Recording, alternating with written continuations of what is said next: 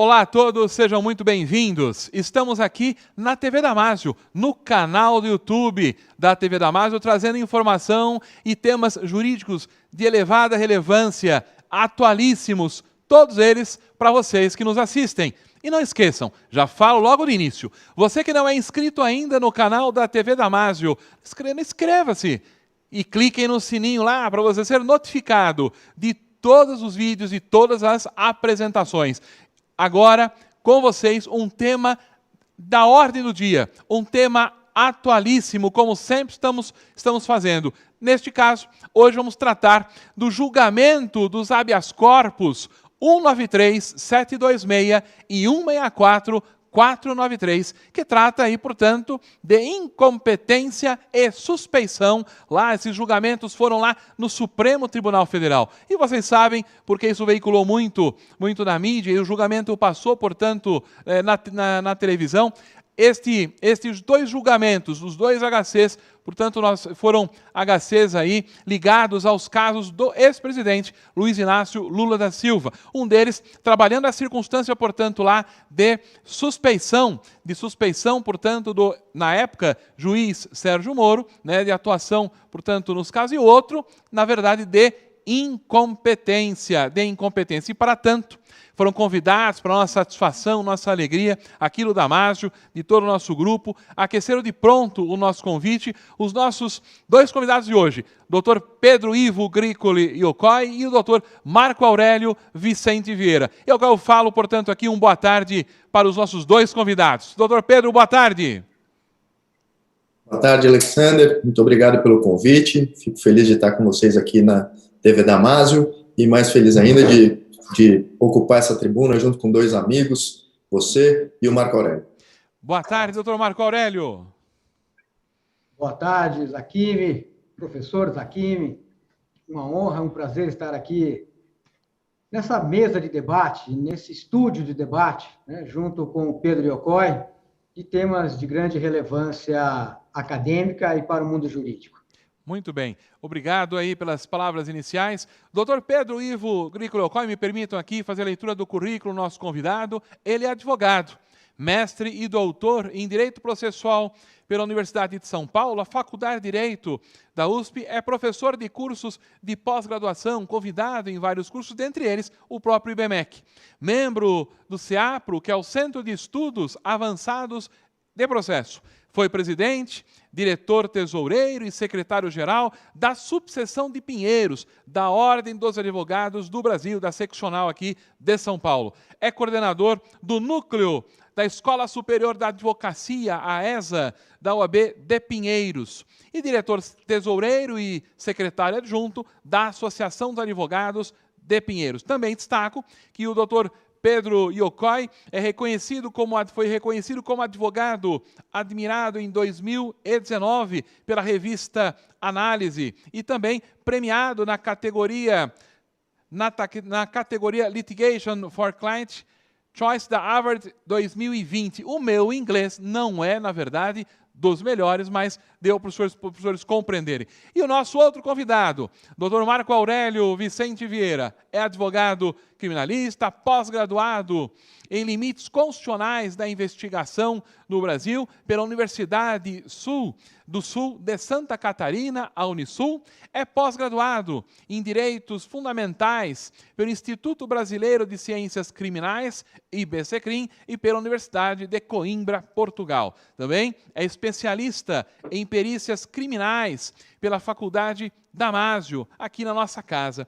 E presidente da Comissão de Prerrogativas e Procuradores do Estado de São Paulo, da Associação Brasileira dos Advogados Criminalistas, na região sul, portanto, regional de São Paulo, da Abracrim.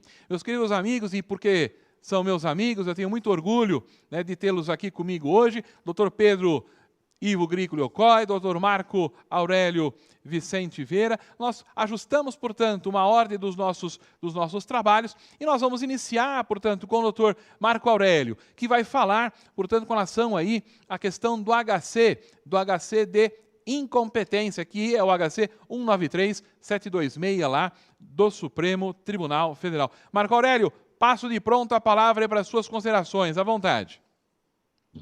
Obrigado, professor Zakimi. Temos aí um assunto de grande relevância e atual, no que diz respeito ao julgamento do HC 193726 pelo Supremo Tribunal Federal, de relatoria do ministro Fachin, e esse habeas corpus foi impetrado pela defesa técnica do ex-presidente da República, Luiz Inácio Lula da Silva, Lula, onde se questionava a fixação da competência das ações penais contra o ex-presidente da República, fixada na 13ª Vara Criminal de Curitiba, Paraná. Lá, uma vez fixada essa competência, aquele juízo, na época, o ex-magistrado Sérgio Moro, ele, então, fixada a competência, ele, então, passou a processar e a julgar os processos relacionados então, a Operação Lava Jato por via de conexão, todos os fatos relacionados à corrupção e lavagem de dinheiro envolvendo a Petrobras. E, dentre eles, deste habeas corpus, objeto desse habeas corpus, tem-se a ação penal de corrupção envolvendo o triplex, lá do Guarujá, onde se questionavam que as reformas e a aquisição foram originárias de vantagens decorrentes de contratos existentes entre uma construtora, uma empreiteira, e a Petrobras, que beneficiou, então, o ex-presidente da República com reformas e a aquisição desse apartamento, o triplex do Guarujá. E a defesa, então, questionava essa competência da 13ª Vara de Curitiba. E o Código de Processo Penal, ele prevê um regramento, a partir do artigo 72 e seguintes, a fixação da competência. E ali questionava a defesa, né, em sede de habeas corpus, essa fixação. Né? Seria a 13ª Vara Criminal de Curitiba a competente para apreciar essa ação penal? Seria a 13ª Vara Criminal de Curitiba um juízo universal envolvendo as operações da Lava Jato? Como se chegou a essa fixação de competência? Por que tão somente lá? O triplex no Guarujá, a Petrobras em Brasília, as nomeações dos diretores envolvendo nos atos de corrupção, nos atos ilícitos da lavagem de dinheiro, tudo feito em Brasília pelo, então, na época, o presidente da República, Luiz Inácio Lula da Silva. E a tramitação lá, a todo vapor. A tramitação lá, em sede de Brasília, sede de Curitiba, como um juiz universal, fazendo aqui uma comparação como se fosse um direito de falência, onde você tem na falência o juiz universal, que tudo, né, se centraliza ali na tramitação do juízo da falência, e assim tramitava, né, as ações relacionadas à Operação Lava Jato.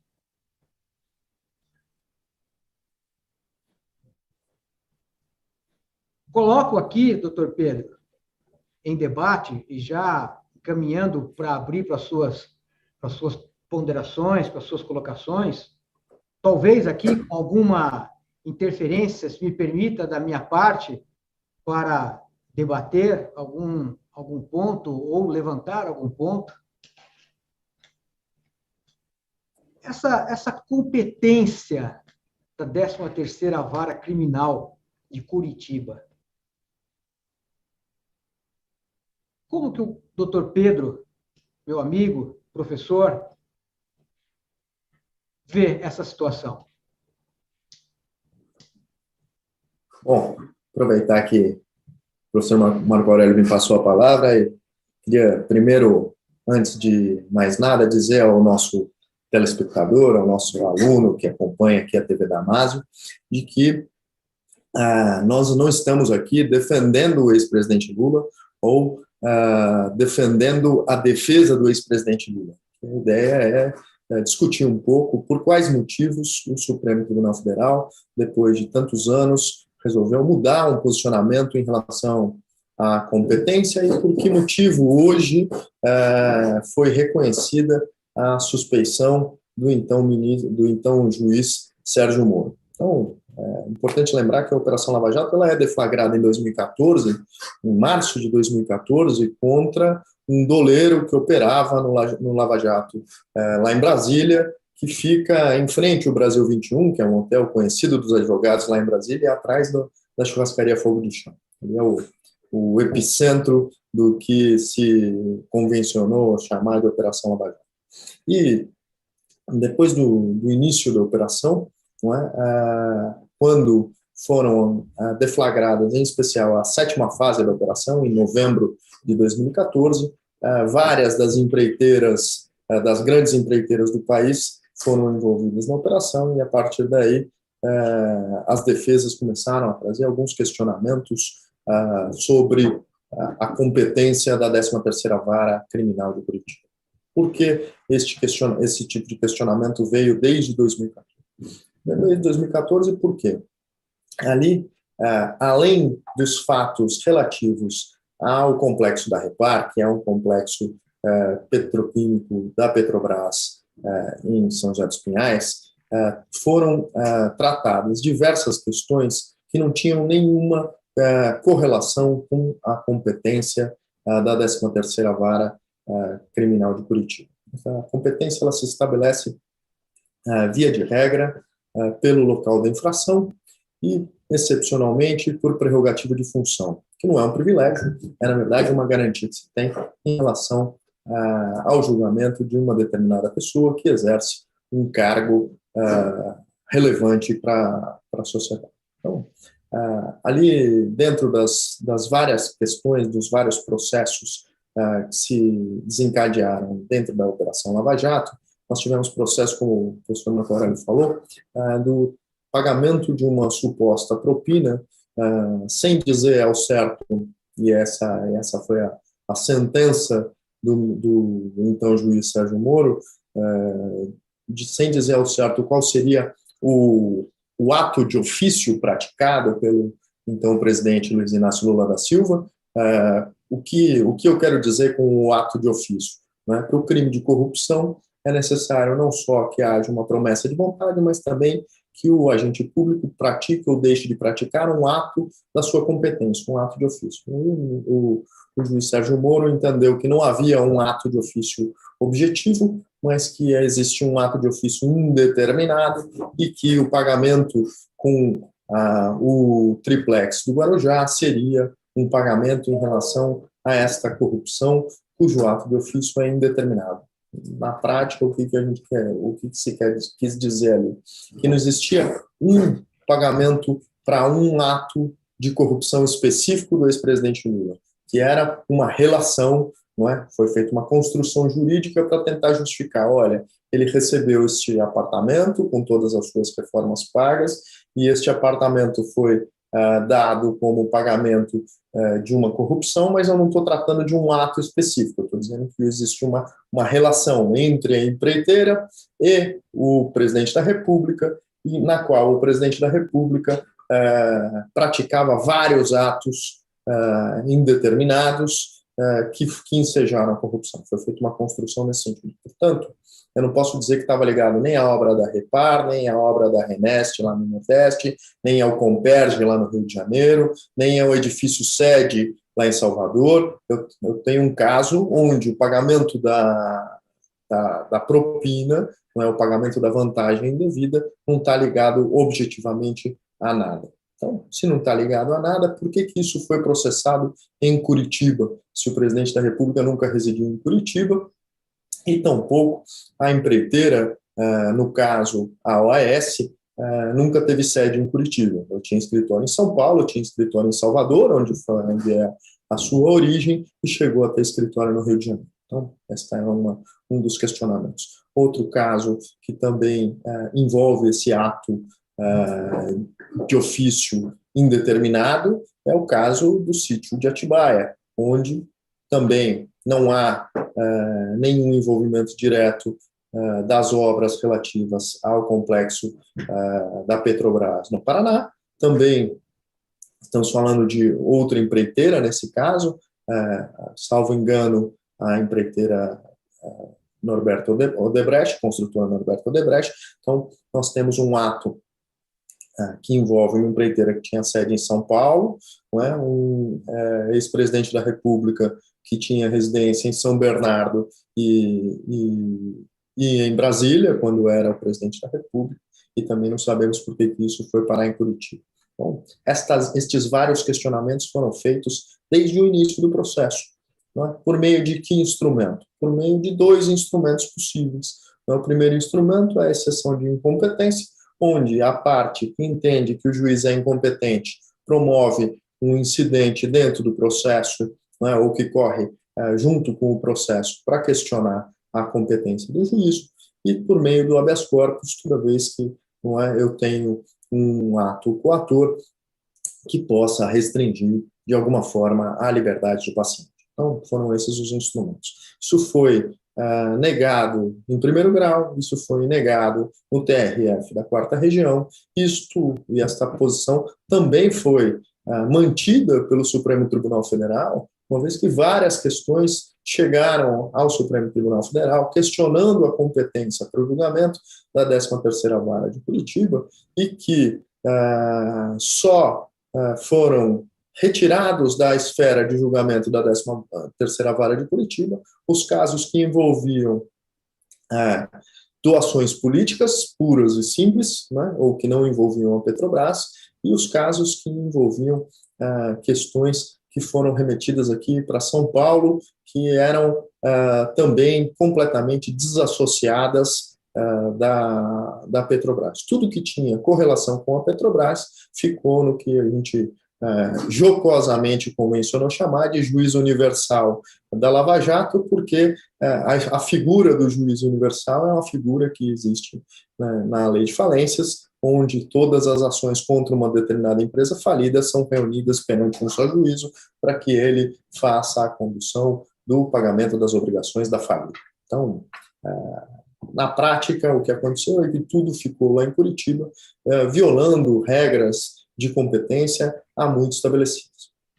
O que se viu no julgamento do habeas corpus da competência, que é o habeas corpus 193726, foi uma mudança de posição. E aí, 7 anos depois da deflagração da operação, então, a justiça tarda e tarda muito, o ministro Fachin resolveu aplicar o que nós estudamos durante longos anos de graduação, mestrado e doutorado, que é o Código de Processo Penal, em relação à competência em relação a determinados fatos, tirando da esfera de julgamento da 13ª Vara os fatos relativos à corrupção ou à suposta corrupção do ex-presidente Luiz Inácio Lula da Silva. Então, esta mudança tardia de posicionamento, e aí volto para você, Marco,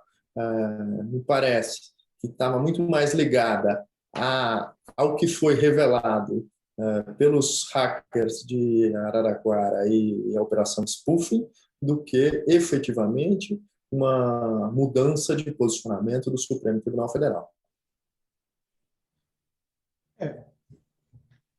Suas colocações bem pontuais e claras, né?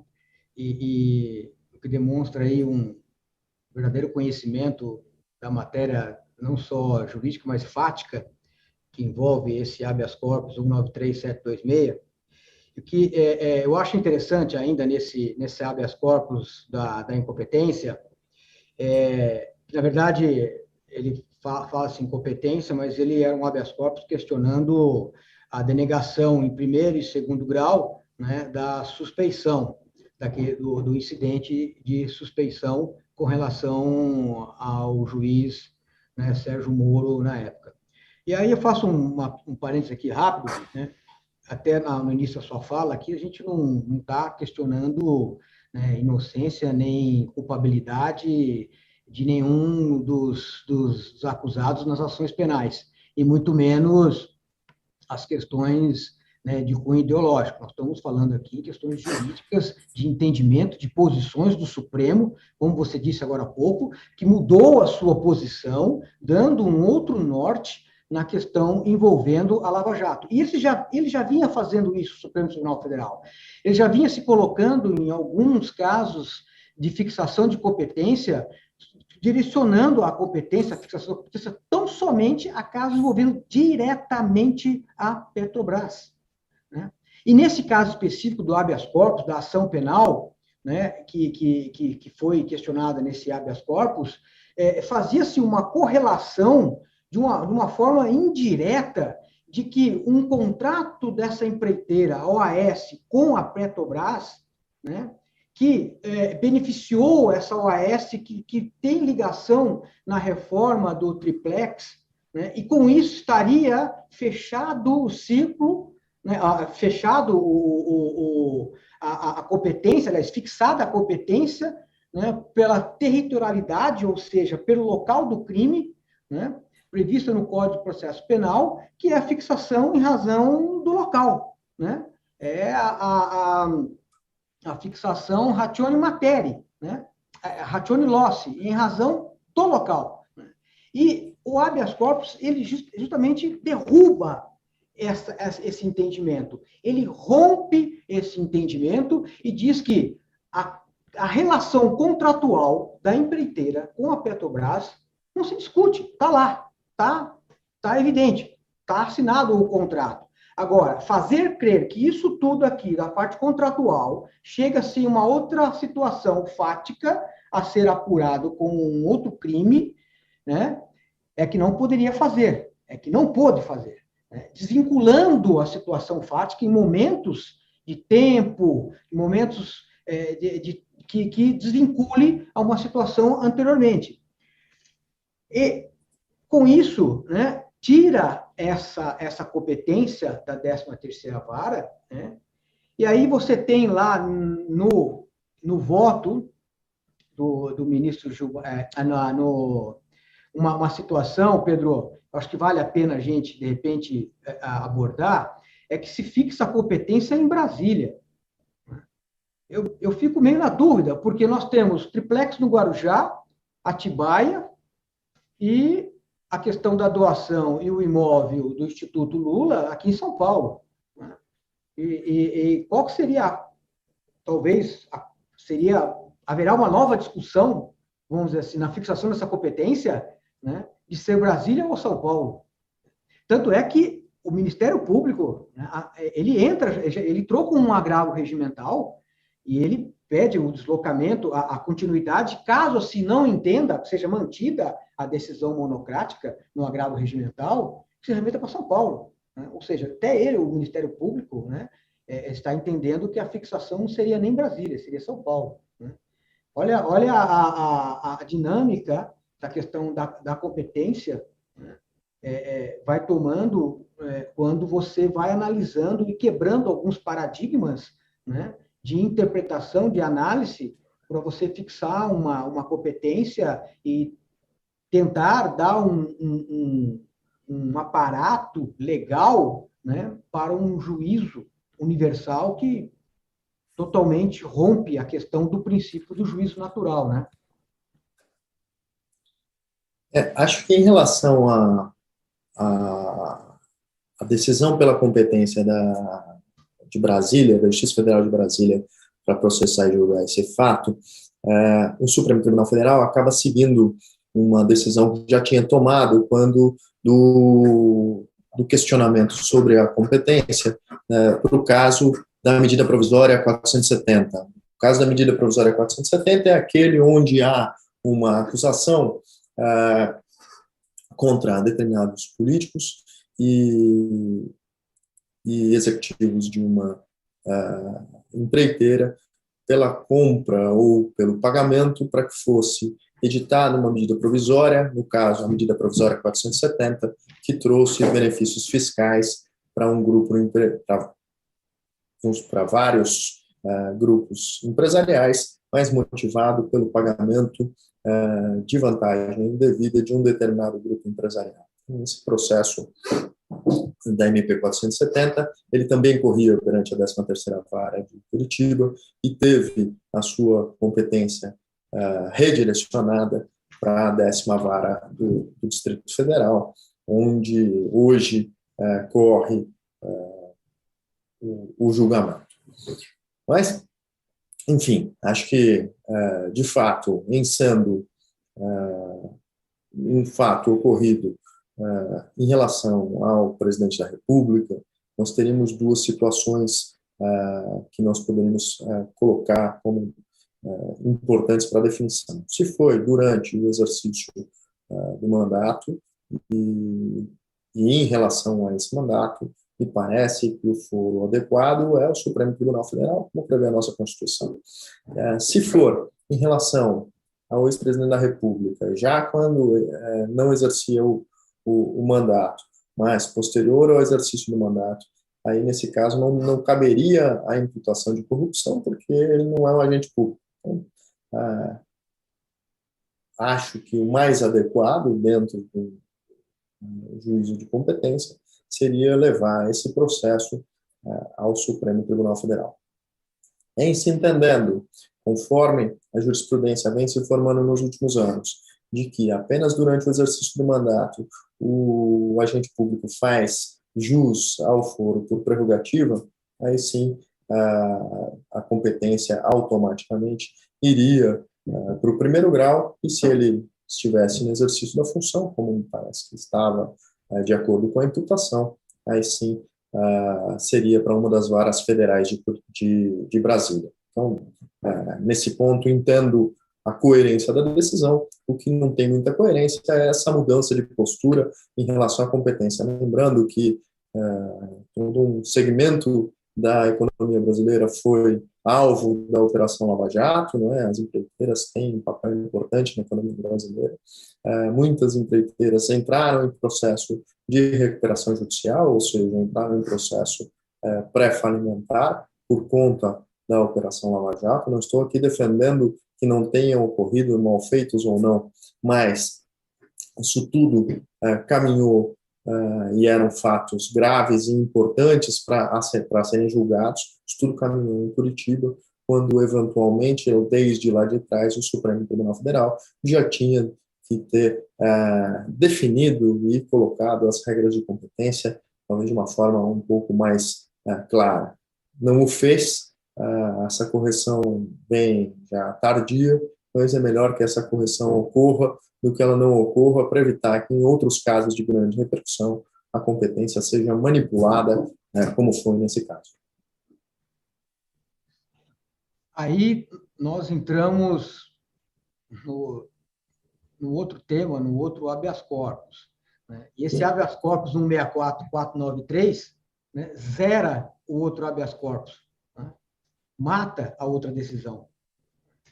Ou seja, retira de cena toda a argumentação jurídica, a fundamentação, né, que se buscava na questão da fixação da competência, tirando de Curitiba e remetendo para Brasília. E aí nós entramos no tema do habeas corpus 164.493, que diz respeito à suspeição. Né?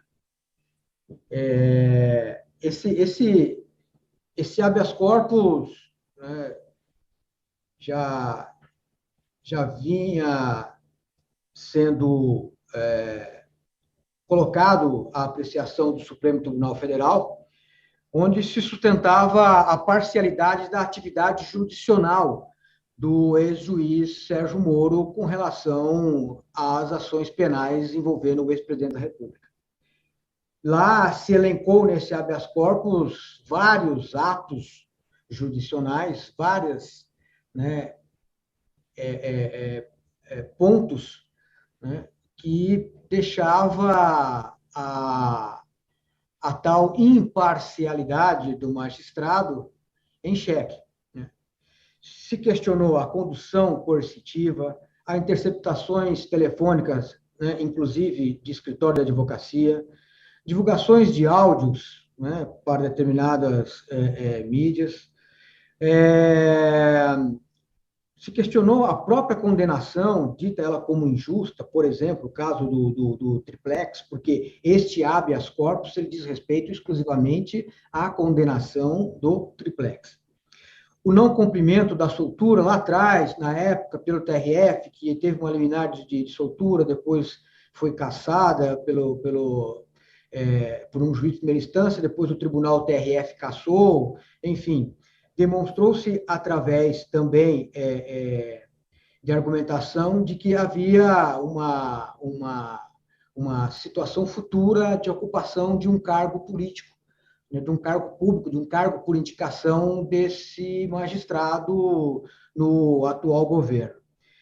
E aí, neste caminhar desse habeas corpus, onde havia já 2 votos pelo não conhecimento, um voto pelo não conhecimento, um voto pelo não conhecimento e o outro pela não imparcialidade, surgiu então o vazamento de mensagens,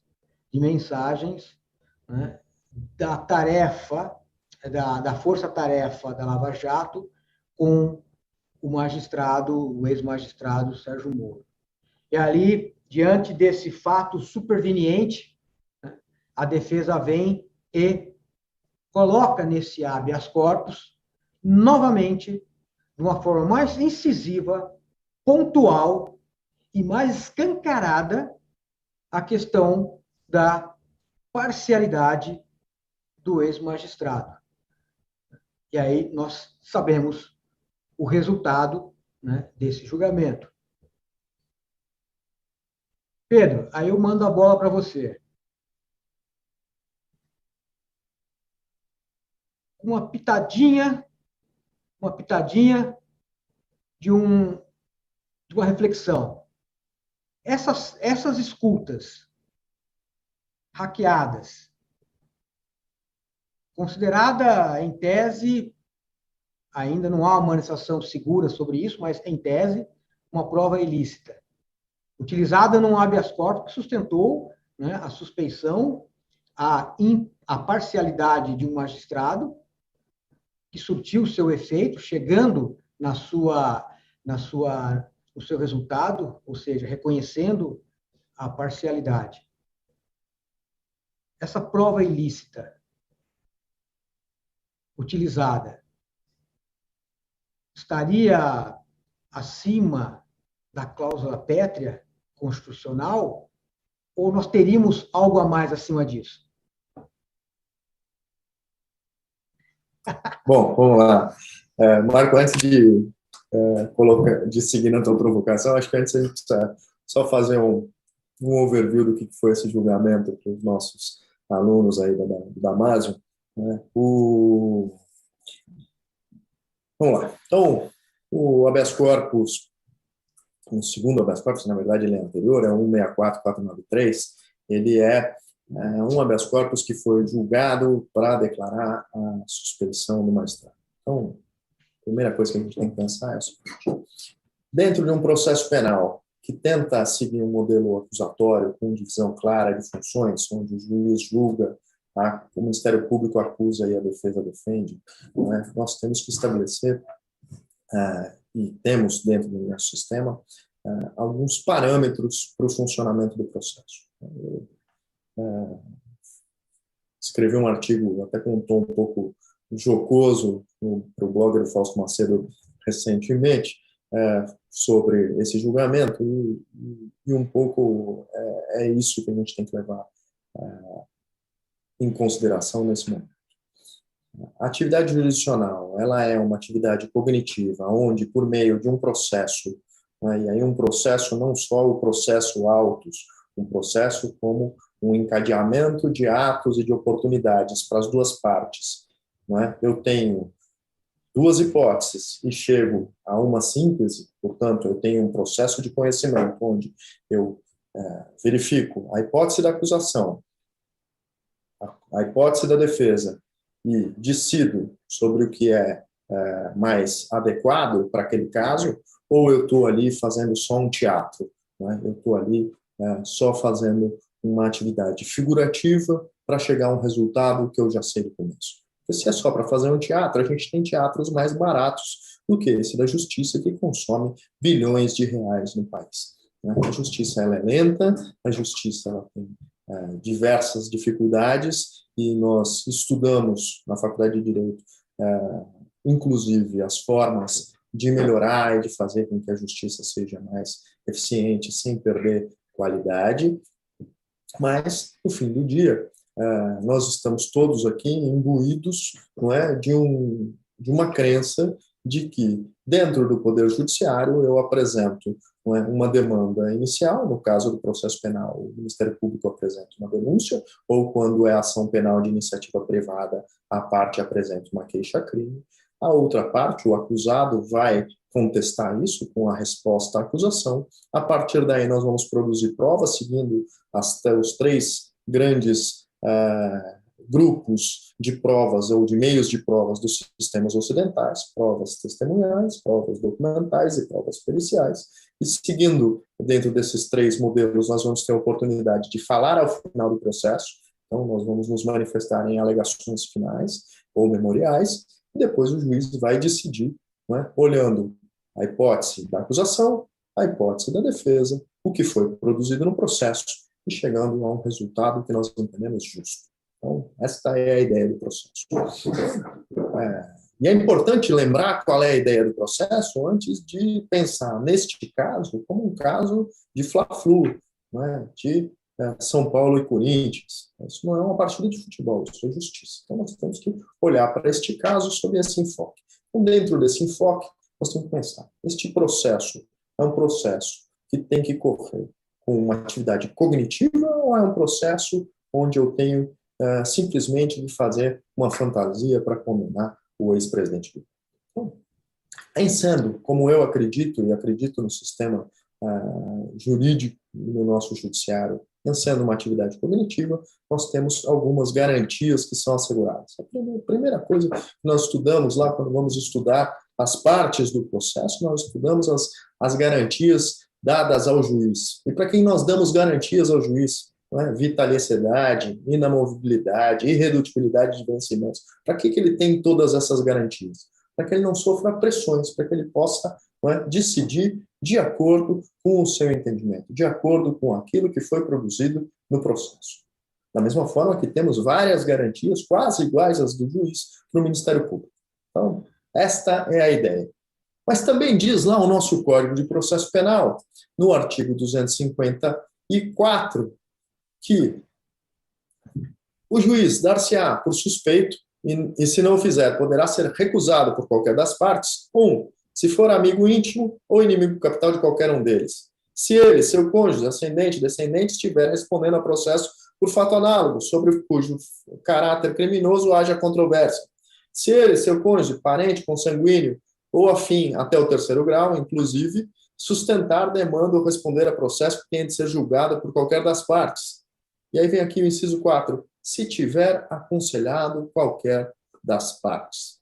Então, o juiz não pode aconselhar qualquer das partes. O juiz não pode, decidir como é que a acusação vai formular a acusação, ou como é que a acusação vai fazer a investigação e requerer provas para confirmar a hipótese acusatória. Por quê? Porque a partir do momento em que ele está dizendo para a acusação o que fazer, que ele está orientando a acusação, ele perdeu o que nós precisamos para um juiz: imparcialidade. Eu não tenho como julgar de acordo com as provas produzidas nos autos se eu estou ajudando uma das partes. Por quê? Porque ao ajudar uma das partes, automaticamente eu já perdi a imparcialidade, eu já estou torcendo para aquela parte. Né? Não adianta criar construções fantasiosas de que ele podia estar ajudando o Ministério Público, mas, no fundo, na hora de julgar os processos, ele, de fato, estava isento, né? De fato, não tinha qualquer peso maior para a acusação. Tanto estava que criou o chamado, não é, ato de ofício indeterminado, que não existia até então na nossa jurisprudência, ou seja, não tendo provado a acusação de que existia um ato de ofício que o ex-presidente Lula, não é, cometeu, preenchendo um elemento normativo do tipo penal de corrupção, ele fez uma construção jurídica para fundamentar a hipótese acusatória. Mas vamos fugir um pouquinho do mérito do processo, vamos só voltar aqui para o aspecto legislativo. Então, se o juiz dar-se-á por suspeito, se tiver aconselhado qualquer das partes. Então, até então, existiam, pela defesa do ex-presidente Lula, uma suspeita de que o juiz vinha colaborando com a acusação e vinha decidindo exclusivamente em favor da acusação, e foi o que eles tentaram provar quando da impetração do habeas corpus. O problema é que o hacker de Araraquara, ou alguns hackers de Araraquara, hackearam o Telegram do ministro Sérgio Moro, do então juiz Sérgio Moro e de várias outras autoridades, e conseguiram captar as conversas que eram travadas entre o juiz e o Ministério Público e dentro da força-tarefa ou do grupo de Telegram da Força-Tarefa de Curitiba, que reunia ali os procuradores envolvidos no processo. E foi possível, né, dentro destas conversas que foram hackeadas, perceber que o juiz orientava a acusação. Se ele orientava a acusação, o Código de Processo Penal é bastante claro ao dizer que ele é suspeito. Mas, não bastasse o primeiro vazamento, optou o Ministério Público, e para o bem da justiça, porque trouxe várias coisas para o mundo jurídico, não é? Porque essas conversas vinham sendo seletivamente vazadas. Então, a partir do momento em que foi deflagrada a operação spoofing e que ele foi preso e confessou as práticas ilícitas que tinha cometido, o conteúdo daquilo que foi hackeado veio ao processo. E veio ao processo da operação spoofing, e foi possível que a defesa do então presidente Lula, do ex-presidente Lula, pudesse compulsar os autos e verificar qual era o teor das mensagens. A partir do momento em que isso foi feito e que a defesa passou a ter acesso a isso, ela pôde trazer argumentos muito mais contundentes do que meras especulações. Olha, o juiz está decidindo só em favor. Olha, o juiz tirou o sigilo dos autos no momento específico ali, no pré-eleitoral. Olha, o juiz não quis cumprir o mandado de soltura no momento tal e esperou a decisão ser reformada. Olha, todos aqueles pontos que a defesa alegou e que o Marco já bem nos relembrou. Não, neste caso, passou-se a ter conversas. Faça isso, faça aquilo. Né? Estou aguardando o protocolo de tal manifestação. Passou-se a observar conversas onde o juiz orientava a acusação. E se o juiz orientava a acusação, né, a letra da lei é bastante clara, não pode, o juiz é suspeito. E se o juiz é suspeito, aí nós temos uma diferença, não é, do tipo de resultado entre a suspeição e a incompetência. Por isso que o professor Marco Aurélio falou, não é, para a gente, de que colocou por fim a discussão da incompetência. Por quê? Porque quando eu tenho um reconhecimento da incompetência, eu consigo aproveitar todos os atos instrutórios que não tenham conteúdo decisório. Então, parte da instrução é passível de aproveitamento. Enquanto que, quando eu tenho uma declaração de suspeição do magistrado, tudo, absolutamente tudo, né, que tramitou sob a presidência daquele magistrado deve ser descartado. Então, todos os atos, independente de conteúdo decisório ou não podem ser aproveitados. Então, a amplitude da decisão que anula, né, o processo anterior é maior, ela é mais profunda e acaba, de fato, com a discussão do que poderia ou não ser aproveitado num eventual novo processo contra o ex-presidente Lula. Então, este é o ponto. Em relação à provocação do meu amigo, aí fazendo, depois desse esclarecimento do que foi, então, o julgamento do habeas corpus 164493, né, nós temos que parar para olhar o que na verdade, eu posso ou não aproveitar das conversas que existem lá na Operação Spoofing. Então, se você pensar, a Operação Spoofing, ela trata, né, basicamente de um processo aonde, ou de um inquérito policial, onde eu tenho um determinado invasor que invadiu dispositivos eletrônicos, que copiou conversas privadas travadas entre a autoridade judicial e Ministério Público e entre membros do Ministério Público e divulgou isso, não é, porque entendeu que existia uma relevância política na divulgação.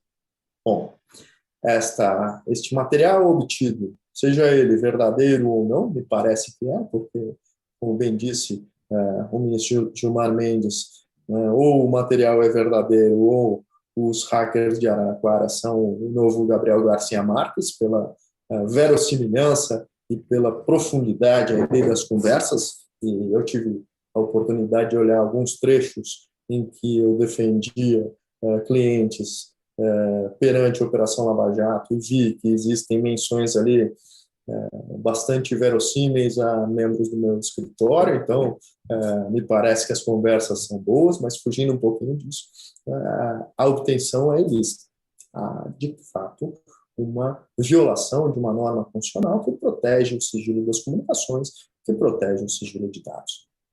E não há, nesta hipótese, nenhuma autorização judicial ou algo que permita ou que justifique a atividade deste hack. Ponto. Então, a prova ali é ilícita.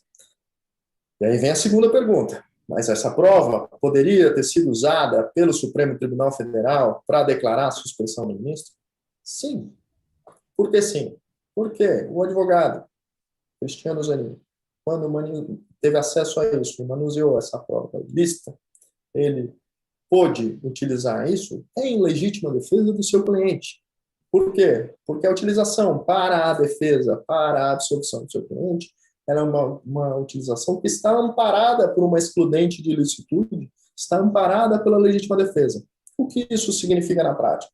Que eu posso utilizar este material para defender uma pessoa que foi acusada e que não teve a declaração de suspeição do seu julgador declarada, porque não havia prova da suspeição. Então, eu trago isso aos autos, né? Eu tenho acesso a este material e utilizo isso para a declaração de suspeição e, portanto, para a absolvição de uma determinada pessoa, e estou amparado pela legítima defesa. Mas este material não vai servir para o apenamento dos procuradores da República e do, então, juiz Sérgio Moro. Por quê? Porque foi obtido de forma ilícita.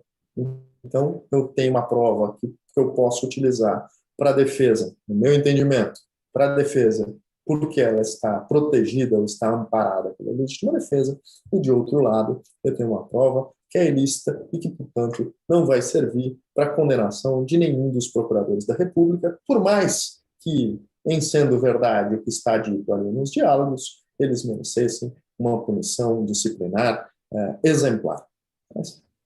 Então, voltando lá ao nosso julgamento do habeas corpus 164493, nós temos uma prova ilícita que está em um outro procedimento e que foi trazida a esses autos em legítima defesa do ex-presidente Luiz Inácio Lula da Silva, portanto, amparada pela excludente de ilicitude.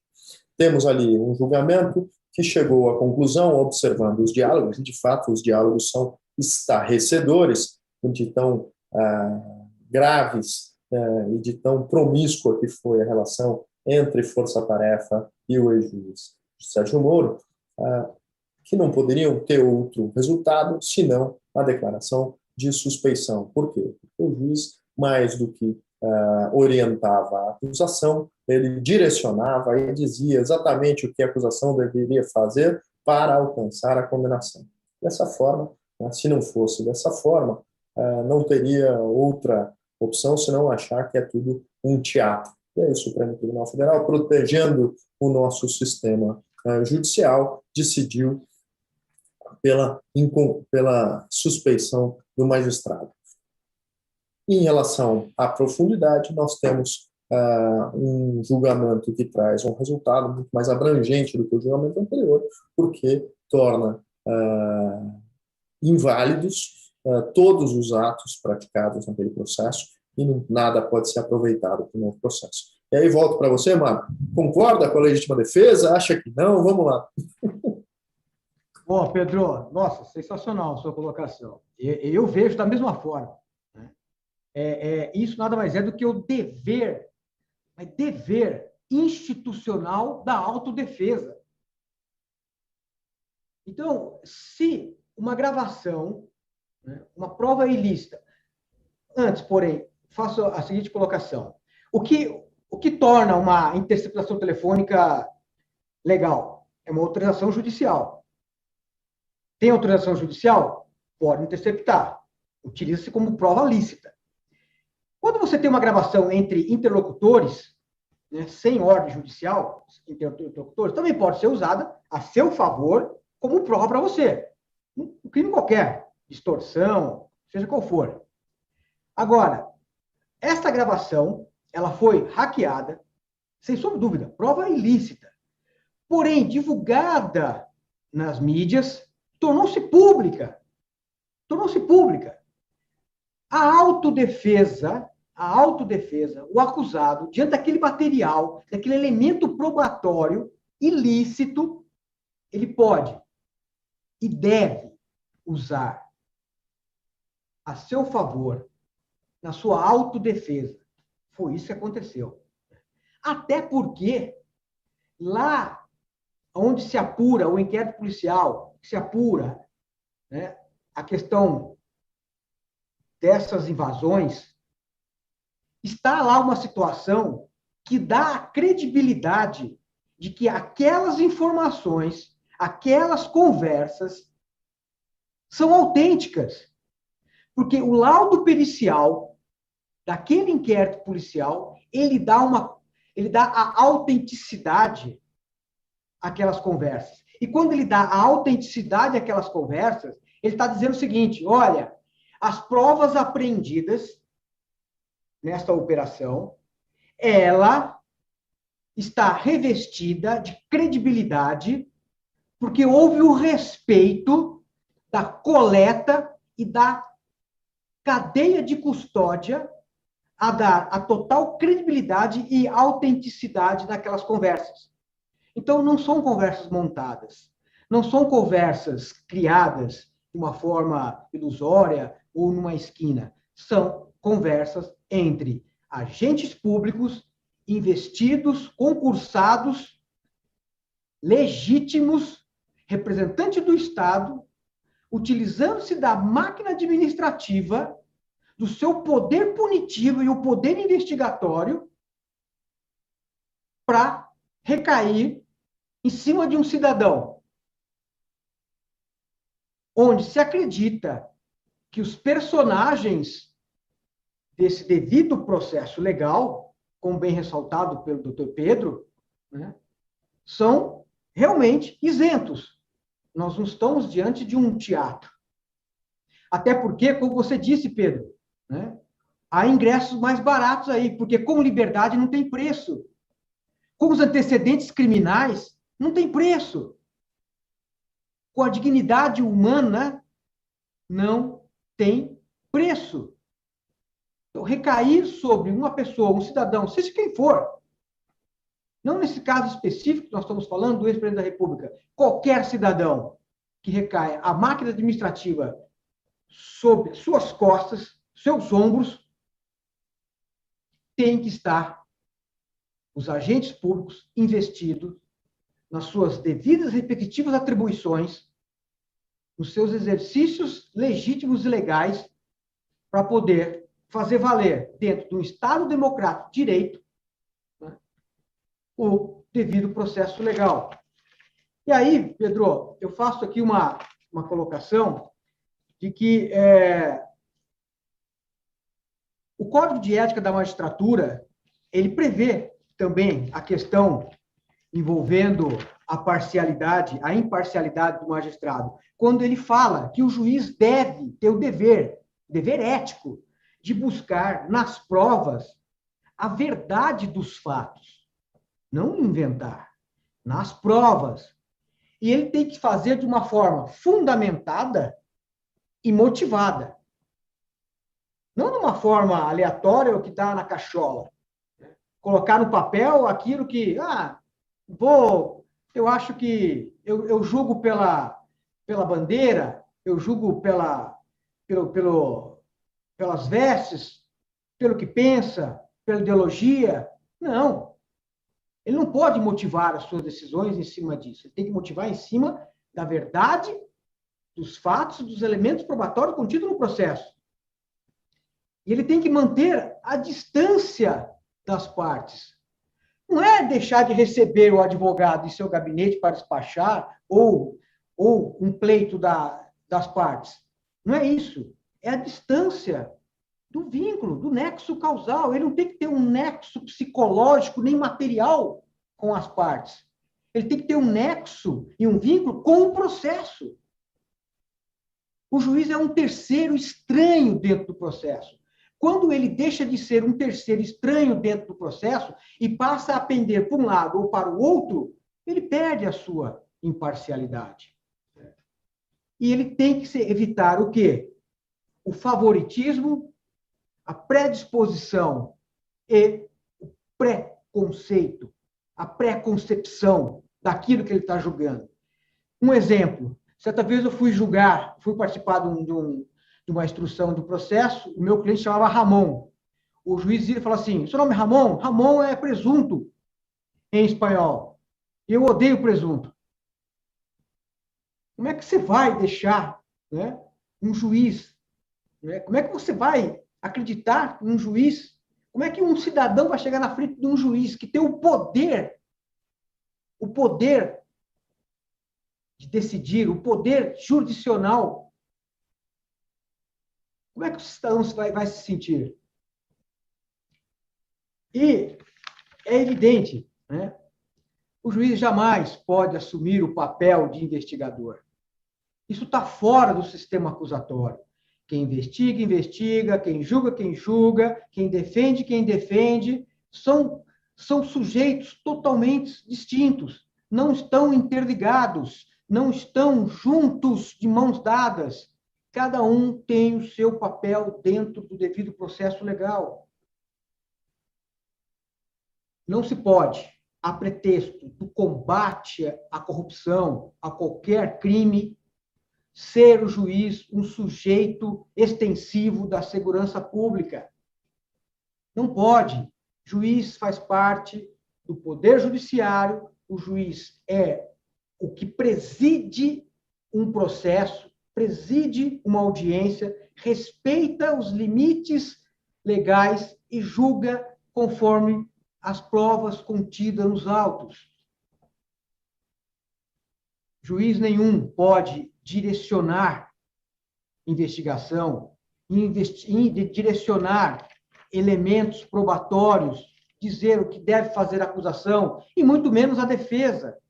Muito menos a defesa. Para ambas as partes, essa regra tem que valer.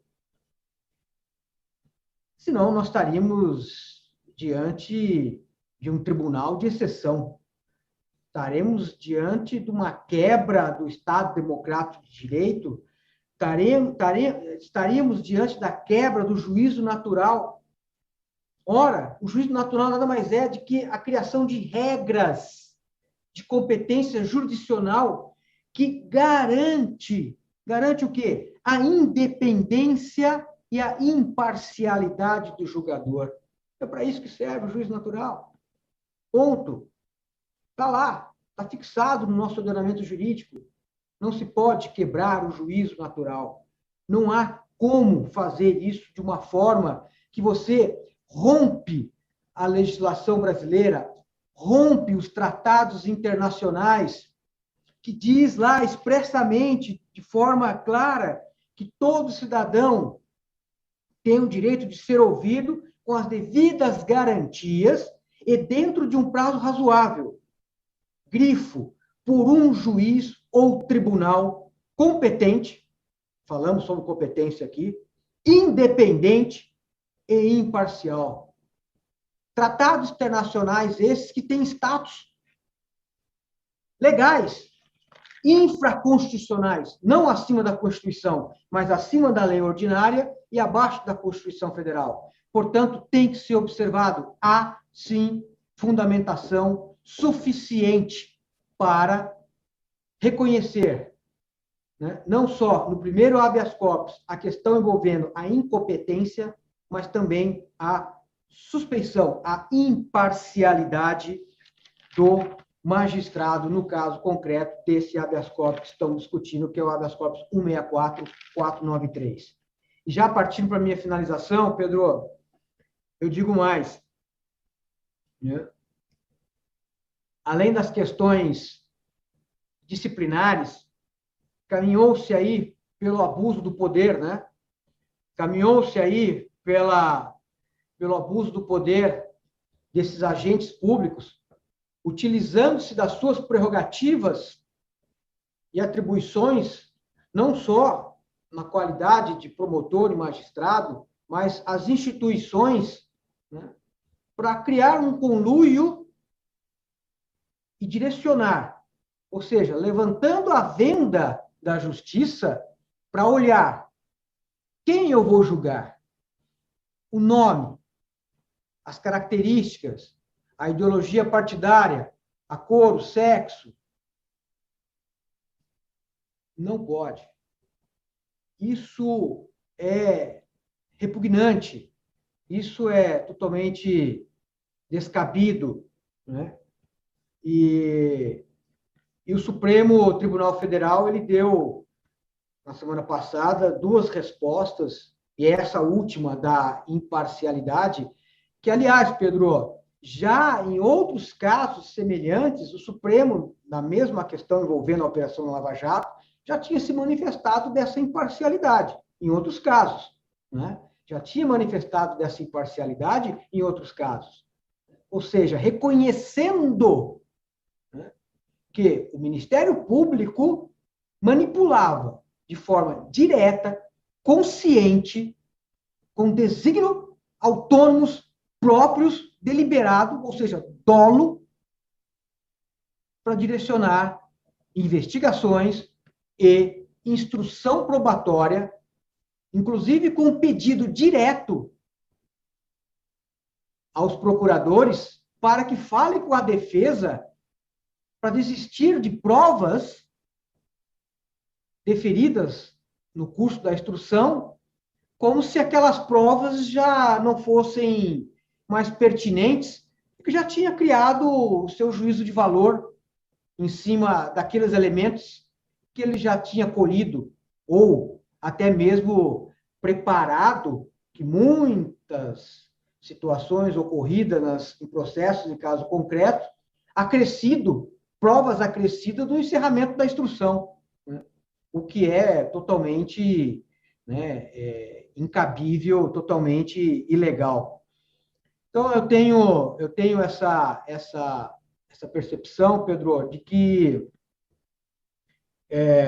da prova ilegal, ela é totalmente cabível para uso da autodefesa como um dever de instituição, né, do dever institucional da autodefesa daquele que é acusado, né, que muitas vezes está de mãos atadas, não consegue fazer a sua produção de provas. Sabemos disso, quanto é difícil você fazer uma produção de prova, quanto é difícil você pedir uma perícia, né? A defesa nada pode, o Ministério Público tudo pode, né? Há uma quebra né, dessa parcialidade, rompe-se aquele princípio da paridade de armas. Cadê a paridade de armas? Né? O processo penal tem que ter a paridade de armas, o equilíbrio. Se não tiver, você pende. Né? E geralmente pende sempre para o lado mais fraco, que é a defesa, que é o cidadão, onde se protege ali as instituições, né, com a máquina administrativa, o Estado trabalhando em cima, com todo o seu aparato, né, colocando o seu peso, a sua mão pesada em cima daquele que passa e sofre o tão caminho árduo, tão difícil, que já muitas vezes é muito mais uma pena, porque às vezes um processo penal demora 2, 3 anos e a pena são de 6 meses. Né? Já cumpriu-se a pena demais em cima de um processo penal respondendo para ter, ao final, a tutela judicial para dizer uma pena de 6 meses num processo que dura 5, 6, 3 anos. Né? E não há que se falar aqui em culpa da defesa, hein? E não há que se falar aqui em culpa de defesa. Que a defesa usa os instrumentos cabíveis, legais, que estão à disposição, assim como o Ministério Público faz.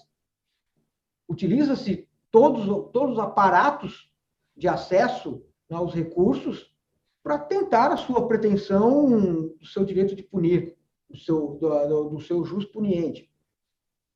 E a defesa, assim, também faz como um contraponto. Mas é isso, Pedro, bem colocado aí essa questão da prova ilícita, né? O Supremo dá um passo importante, né? E traz à baila aí essa questão novamente dessa prova ilícita, que já foi utilizada em outros momentos, né, para a questão da autodefesa, né, em sede de Supremo Tribunal Federal. É isso, Pedro? Bom, acho que já encaminhando aí para a conclusão, Marcos, que você traz alguns pontos importantes, e um ponto eu já queria deixar de provocação, professor Zakimi, que é a questão da paridade de armas. Então, o processo penal, de fato, pela forma como ele é concebido, pela origem que ele tem no nosso sistema, não é? Que é um processo penal que vem de um modelo absolutamente inquisitorial, agora para um modelo onde se tenta dar um traço maior de sistema acusatório, ele vai revelar alguns problemas. Né? Ao passo que a defesa só tem acesso aos autos quando o seu cliente é intimado, e muitas vezes só tem acesso aos autos quando a ação penal já está proposta, o Ministério Público tem na Polícia Judiciária um trabalho que vai percorrendo durante bastante tempo, onde vai se formulando e se formatando a tese acusatória. Então, eu quero dizer com isso. A acusação ela começa a trabalhar no processo muito antes da defesa. Por isso que o Marco pontua que a defesa sempre chega com a balança desequilibrada. Para corrigir isso, em 2018, o Conselho Federal da Ordem dos Advogados do Brasil editou o provimento 188 de 2018, que é o que estabelece e regulamenta a investigação defensiva, que serve tanto para a defesa quanto para a assistência de acusação. Então, na verdade, é um regramento que vem para permitir que o advogado possa fazer determinadas atividades para constituir um conjunto mínimo probatório para sustentar a tese de defesa. Isso vai fazer com que haja uma mudança de paradigma e de mercado de trabalho para os novos advogados. Eu e o Marco, a gente brinca que a gente, burro velho não aprende truque novo, não é? Mas os novos advogados que estão chegando agora no mercado, óbvio que a gente vai se apropriar também desse ferramental, a gente faz a brincadeira, mas é que essa moçada que está entrando no mercado de trabalho agora vai já começar no mercado de trabalho com esse novo sistema, com esse novo mundo. Então, é natural que apareça daqui para frente diversos escritórios especializados em investigação defensiva, especializados na investigação pré-processual para escritórios que vão conduzir o litígio. E não há nenhum demérito nessa segmentação de atividades. Você tem, por exemplo, no sistema inglês, você tem os barristers e os solicitors. e cada um faz a sua atividade, né? Os barristers fazem a parte pré-processual e os solicitors são aqueles que vão ao tribunal fazer os pedidos perante a corte. Então, não há nenhum problema, não há nenhum demérito em fazer uma parte do trabalho ou outra, né? O que se tem que olhar é que o provimento 188 permitiu às defesas ou permitiu aos advogados que façam uma prova pré-constituída, né, que façam a coleta de provas antes do ingresso do processo, e isso vai fazer com que o mercado como um todo, não só no processo penal, tenha investigações privadas realizadas por escritórios de advocacia, que muitas das vezes vão economizar tempo em relação ao processo. Pode ser que com uma investigação privada eu chegue ao final da investigação e olhe para aquele conjunto probatório e diga ao cliente, olha, não vamos entrar com a demanda porque nós não vamos vencer essa demanda. Você tem problemas aqui, ali e acolá. A hipótese que você está me dando não se sustenta diante das provas. Ou vamos entrar com a demanda, mas não vamos pedir a perícia, porque a perícia vai trazer um resultado contrário ao que nós tentamos provar na demanda. Ou não vamos ouvir essa testemunha, porque essa testemunha não vai falar a verdade em juízo. Pelo que eu percebi, a testemunha ela tem uma tendência a fantasiar o que ocorreu para defender o que ela fez. Então, eu tenho várias coisas que vão mudar o nosso formato, o nosso sistema de trabalho, e isso vem como uma mudança disruptiva, porque traz um novo pedaço de trabalho para a advocacia. Mas, voltando lá para o nosso julgamento, nós temos lá no caso do julgamento dos habeas corpus um trabalho da defesa hercúleo no sentido de outros processos que não faziam parte daquele processo específico, e nem que o ex-presidente Lula era investigado, a defesa vai ao outro processo, pede acesso ao outro processo e diz, olha, existem elementos probatórios que eu ouvi dizer nestes processos que interessam ao meu cliente. Consegue ter acesso ao processo e, com isso, consegue mudar o rumo do julgamento. Esse julgamento era um julgamento que o mundo jurídico dava como perdido, tanto da suspeição quanto da incompetência. Por quê? Porque já existia decisão de primeiro e segundo grau condenando o ex-presidente, já existia decisão, inclusive, do STJ. O que aconteceu ali foi uma mudança de conjunto probatório graças a um trabalho de investigação defensiva realizado pela defesa. Não foi extra-autos, foi dentro de autos, mas de outros autos, que não aquele que eles estavam constituídos. Então, isso mostra, né, pela primeira vez, o quão importante são essas novas ferramentas que, me parece, ainda estão aquém nos currículos acadêmicos das faculdades de Direito e que nós precisamos trazer um pouco dessa discussão para aprofundar e para formar novos advogados, juízes e promotores com uma percepção do sistema mais adequada, mais atual do que a percepção de que velhos advogados, como eu, Marco e você, professor Alexandre, temos de um sistema onde a defesa não podia fazer nada, não podia sequer ouvir a testemunha, e se ouvisse a testemunha, ainda ia ter juiz que ia falar que a defesa estava orientando a testemunha, que a defesa estava tentando fazer com que a testemunha dissesse algo que não a verdade.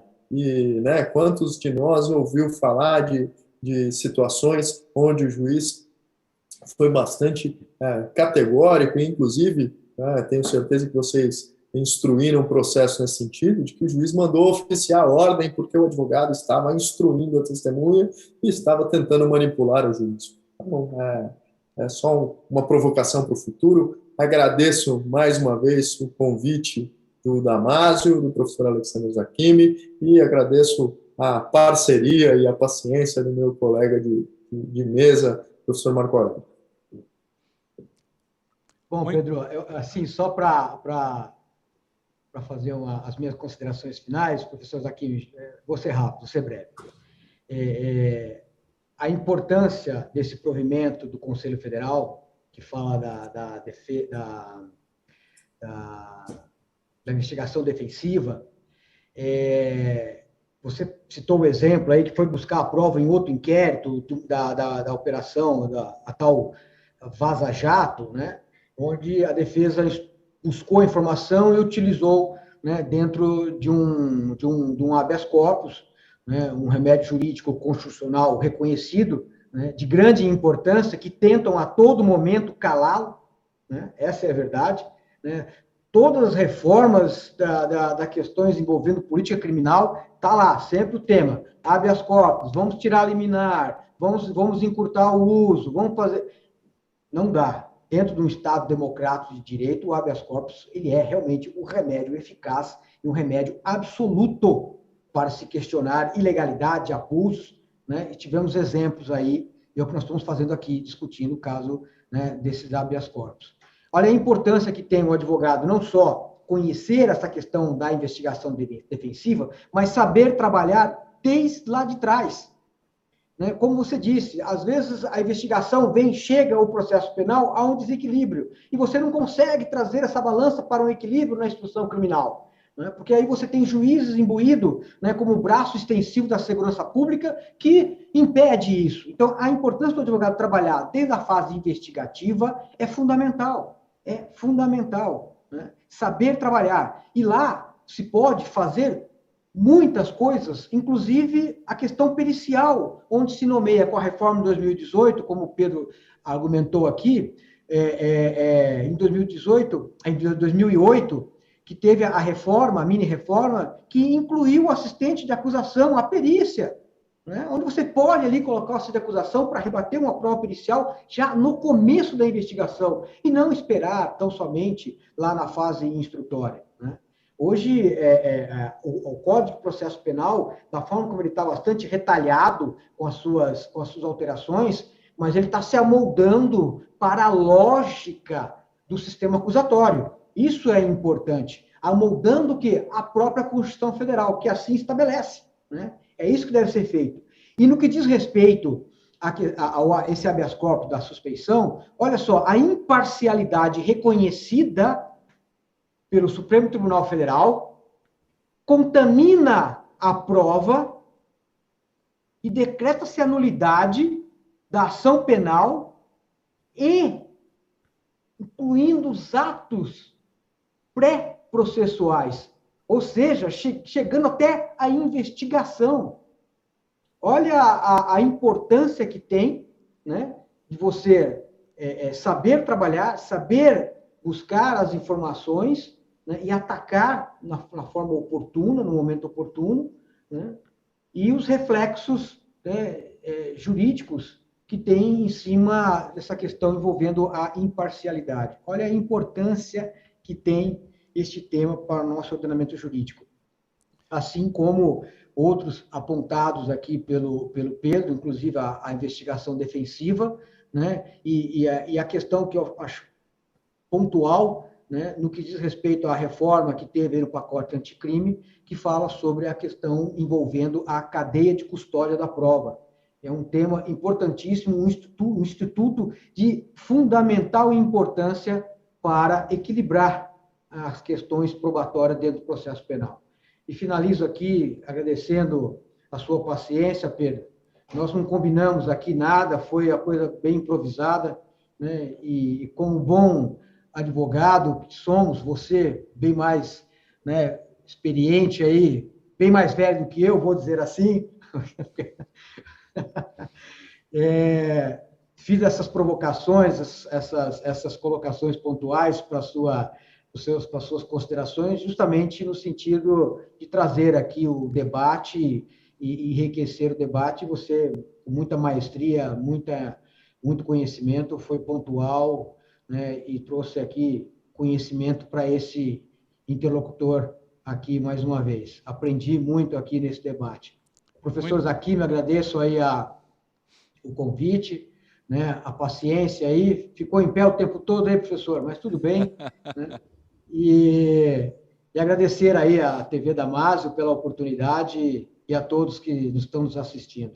Obrigado mais uma vez. Muito bem. Eu quero agradecer aí, o professor Marco Aurélio já falou nas suas considerações finais, colocou a questão aí da cadeia custódia da prova, que inclusive é tema do livro de sua autoria, né, a qual eu sempre parabenizo e tudo. Mas eu quero passar para o professor Pedro Iocói para as suas considerações finais, mas eu quero deixar aqui uma pergunta, e nas considerações queria que abordasse essa questão que eu vou colocar. Muito se fala na circunstância do princípio do aproveitamento das provas que supostamente tiveram sido produzidas no processo em que houve a declaração, portanto, lá de suspeição. Será que é possível, né, se aproveitar provas lá no processo, portanto, que houve a declaração lá da suspeição? É possível isso? E aí já faz aí nisso as suas considerações finais. Professor Zaquini, então, primeiro, volto aí a agradecer a tua paciência, a paciência do professor Marco, nessa tarde iluminada aí, onde a gente pode discutir um pouquinho sobre esse julgamento. Não, nesse caso não dá para aproveitar nada, professor, porque, de fato, com o julgamento da suspeição, tudo o que foi produzido por um juiz suspeito tem que ser anulado exatamente por conta dessa dificuldade que se tem de produção de prova. Então, a defesa vai perante um novo juiz postular pela produção de novas provas que entender adequadas ao processo, e um juiz efetivamente isento vai decidir se elas são relevantes ou não. E como o juiz ali aparentemente orientou a acusação, e me parece que os áudios não, que os textos das conversas revelam isso, não é possível entender que se aproveita algo do que foi feito sob a condução daquele magistrado. Então, já encerrando a minha participação, não dá para aproveitar nada, tem que começar do começo, e nesse começo espero que o judiciário seja feliz de produzir um processo onde nós não desperdicemos milhares de horas de instrução processual, como ocorreu no caso. Mais do que a absolvição que foi feita por conta deste julgamento de habeas corpus, nós temos o outro efeito, o efeito de dizer que tudo aquilo, todas aquelas horas de advogados, acusados, serventuários da justiça e do próprio magistrado foram jogadas no lixo, porque o magistrado preferiu, naquele momento, orientar a acusação porque tinha objetivos distintos daquele que a Constituição Federal e que o Código de Processo Penal determinam para ele, que é julgar de forma isenta e imparcial. Infelizmente, é isso que aconteceu, mas esse tipo de anulação precisa ocorrer para orientar o judiciário no futuro, né, de que cada sujeito processual tem o seu papel e, se não está satisfeito com o seu papel, tem que sair daquela carreira, prestar concurso, seguir outra carreira, ou, enfim, prestar o concurso da prova da ordem e seguir a carreira da advocacia. Não dá para fazer, não dá para acumular função. Não tem espaço no nosso sistema para juiz justiceiro, para juiz acusado. Muito bem. Eu só tenho a agradecer os professores Pedro Ivo Grico-Liocói, professor Marco Aurélio Vicente Vieira, mas eu quero sair aqui um pouquinho do protocolo, né? Eu vou pedir que a imagem está com os dois palestrantes ali, eu não vou perder a oportunidade, nós fazemos aqui uma selfie com os nossos dois palestrantes desta oportunidade, né? Que são amigos, queridos amigos, né, Pedro Liocói, Marco Aurélio Vicente Vieira, que nos trouxeram, portanto, aqui para a TV Damásio, para todos vocês que estão nos assistindo, quer seja no momento da gravação ou até mesmo depois, uma alegria muito grande. Temos aqui na TV Damásio o tema Julgamento dos HCs 193726, que trata com relação à questão da incompetência lá do juízo, né, Sérgio Moro, portanto, lá a incompetência daquela localidade para julgamento das ações penais contra o presidente Luiz Inácio Lula da Silva, e também o HC 164493, que fala, portanto, da suspeição, né, do juiz, né, então lá juiz, portanto, Sérgio Moro, nessa situação. Um grande debate, portanto, que os nossos palestrantes nos trouxeram aqui, né, fomentaram ainda mais tudo isso aqui, trouxeram esclarecimento, né, trouxeram explicações, portanto, de cada um desses casos, cada uma destas decisões,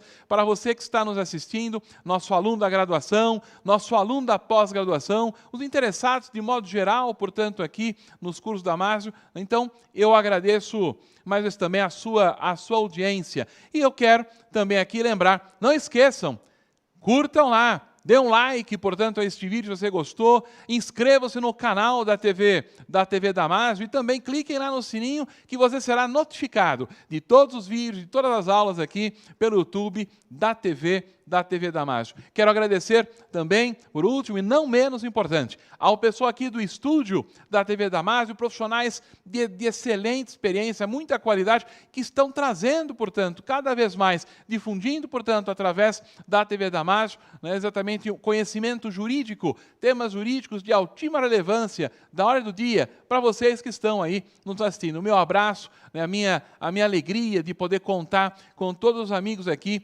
né, os profissionais, excelentes profissionais dos estúdios aqui da TV Damásio. Meus queridos, professor Pedro Iocói, professor Marco Aurélio, muito obrigado mais uma vez, uma alegria contar com a presença de vocês e seguramente, até daqui a pouco, numa próxima oportunidade. A todos, até mais.